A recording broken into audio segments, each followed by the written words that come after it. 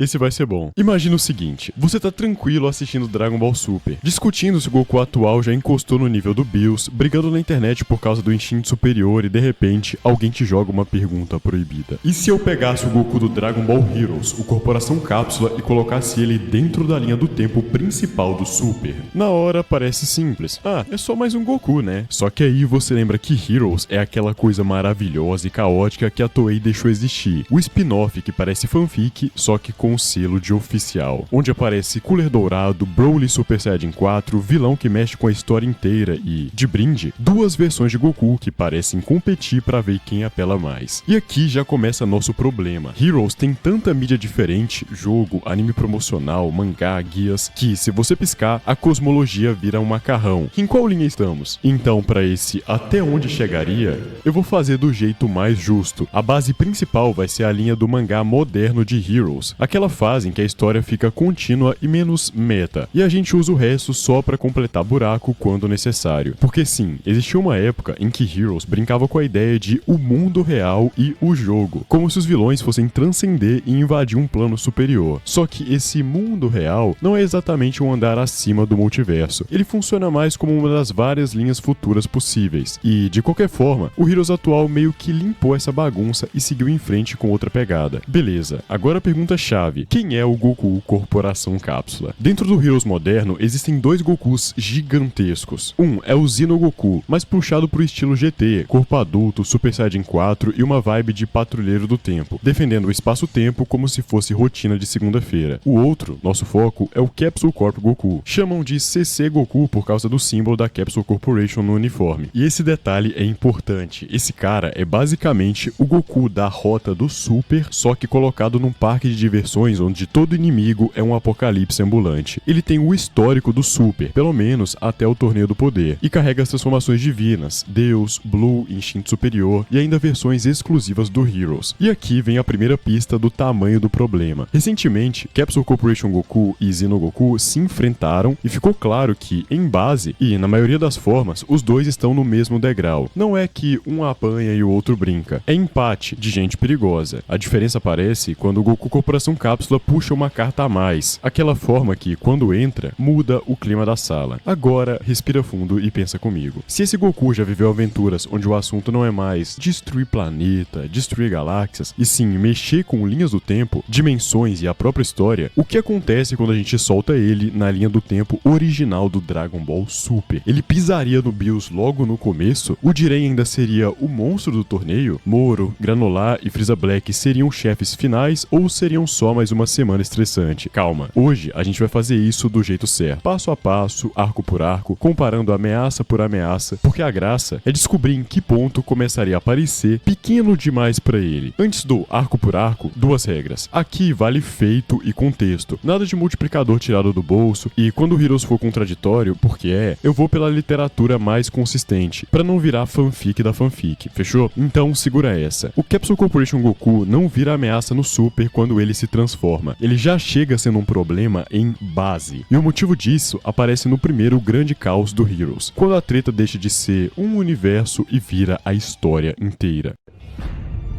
E antes de passar pra essa análise incrível, tem um recado que mudou minha vida e pode mudar a sua também. Você sabia que eu ganho 30 mil por mês com esse canal, 2 horas por dia, sem mostrar o rosto? Sim, meus vídeos rendem 3, 5 até 10 mil reais cada, ou mais, sem equipamento, sem investimento. E tudo que você precisa pra fazer isso é um hobby e um canal sobre ele. E a inteligência artificial faz 95% do trabalho. A minha história, de renda familiar de 1/3 de salário mínimo por pessoa a milionário. Monetizei mais de 10 canais, vários no primeiro vídeo, tudo de forma anônima com inteligência artificial. E nos próximos dias eu vou revelar o meu rosto pela primeira vez e te ensinar tudo em só 7 horas. Você vai passar um dia comigo em um workshop e você vai sair de lá com canal criado no seu nicho de preferência, IAs gerando roteiros virais em 5 minutos, como tem em todos os meus vídeos, gerador de capas que atraem cliques, edição 90% automática com IA e narração com IA se você não quiser narrar. E isso não é uma teoria, você vai criar o canal comigo, vai configurar suas IAs e já publicar o primeiro vídeo. Vai sair com a estratégia clara para 10 10.000 por mês nos primeiros meses, sem precisar de tempo ou investimento. Eu vou ensinar em uma live privada com quem entrar agora. Basta acessar o link da descrição ou o QR Code na tela, se inscrever onde você vai entrar no grupo privado comigo e receber o link da live, e de lá você vai sair com a sua máquina de fazer dinheiro funcionando. Eu já faturei mais de R$1 milhão na internet com o meu hobby, e se você quiser fazer o mesmo, eu vou disponibilizar as IAs e prompts para você poder criar seu conteúdo tranquilamente e ganhar 10k com 2 horas de trabalho por dia. O link tá na descrição e essa oportunidade não vai voltar.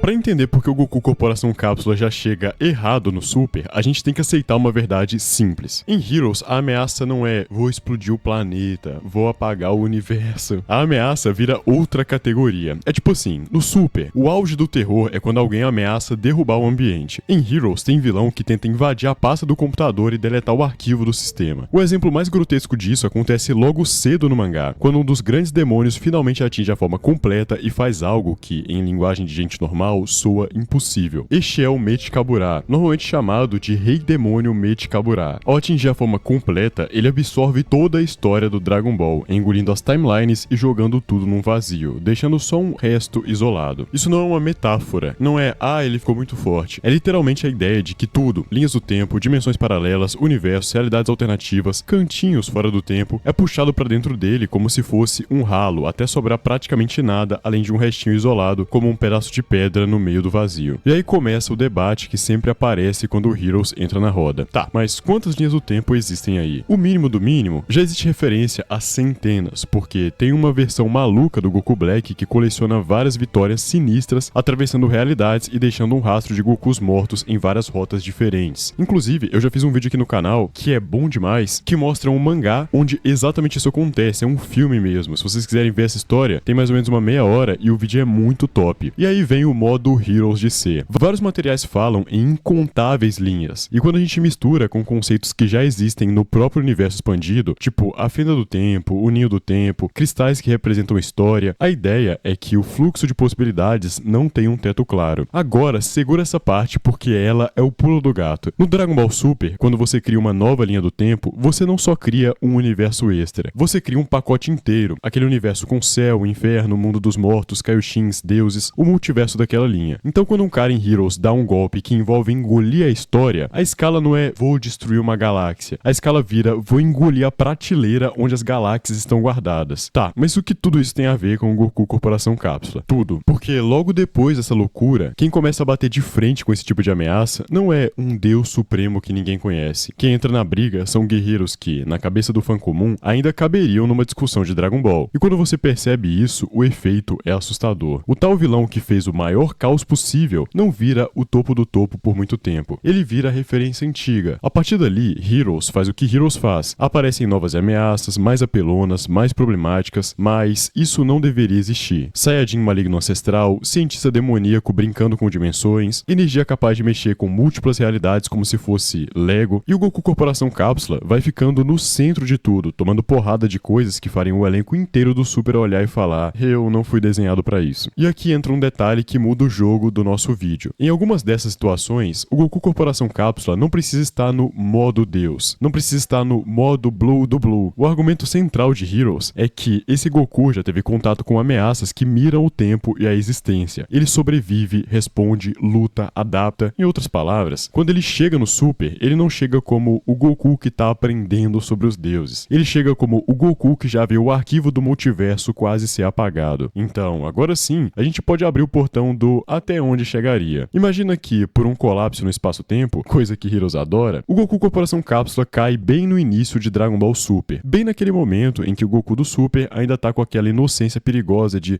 Bills, vamos ver qual é. Só que dessa vez, não é o Goku cru chegando. É um Goku que carrega no corpo a memória de guerras que o Super nem sonha. Ele pisa na Terra, sente o clima, olha ao redor e antes mesmo de entender onde tá, uma presença se aproxima. E quando Bills abre o olho, ele sente uma coisa estranha. Porque não é só um Saiyajin forte. É como se aquele mortal tivesse um cheiro de alguém que já brigou perto do limite, onde a realidade começa a rasgar. Bills boceja, mas o olhar muda. E aí, ele faz a pergunta que vai guiar nossa batalha. Quem é você?